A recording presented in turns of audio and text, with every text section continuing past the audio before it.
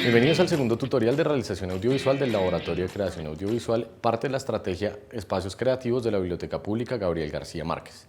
En este segundo tutorial hablaremos de composición y exposición. Composición. Componer una fotografía es el arte de elegir, distribuir y organizar cada elemento que situemos dentro del espacio con armonía y equilibrio visual, para transmitir de la mejor manera posible nuestra particular visión de la escena retratada al espectador.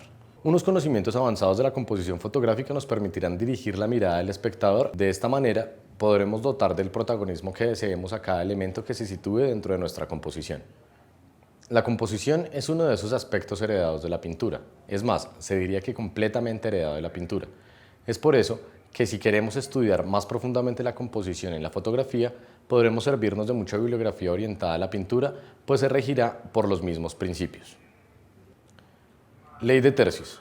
En las artes visuales como la pintura, fotografía y diseño, la regla de tercios es una composición para ordenar objetos dentro de la imagen.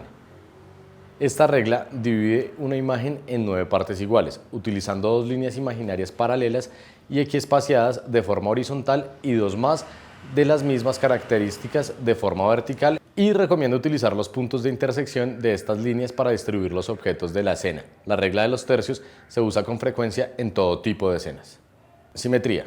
Una composición es simétrica cuando el peso visual de los elementos está repartido de modo equivalente con respecto a uno de los ejes principales, vertical u horizontal.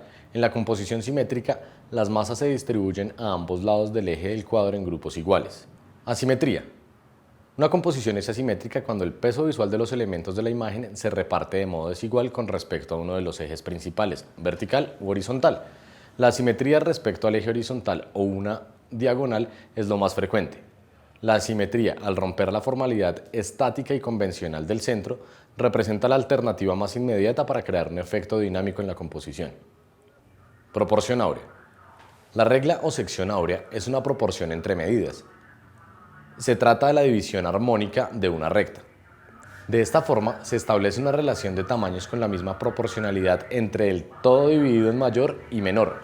Esto es un resultado similar a la medida y extrema razón. Esta proporción o forma de seleccionar proporcionalmente una línea se llama proporción áurea. Ahora vamos a hablar de la composición o compensación de la imagen. Cuando se hace una foto, todo es luz. La luz está ahí. Es una cantidad de luz concreta que el fotómetro de nuestra cámara es capaz de medir. Para hacer la foto tenemos que ajustar nuestra cámara de forma que seamos capaces de captar esa luz. La exposición de una foto es el equilibrio entre la apertura de diafragma, el tiempo de exposición y la sensibilidad del sensor para captar correctamente la luz existente que el fotómetro ha medido. Estos son los 3 elementos que influyen en conseguir que la cámara capte la luz existente: apertura de diafragma, tiempo de exposición y la sensibilidad. Estos 3 se compensan entre sí.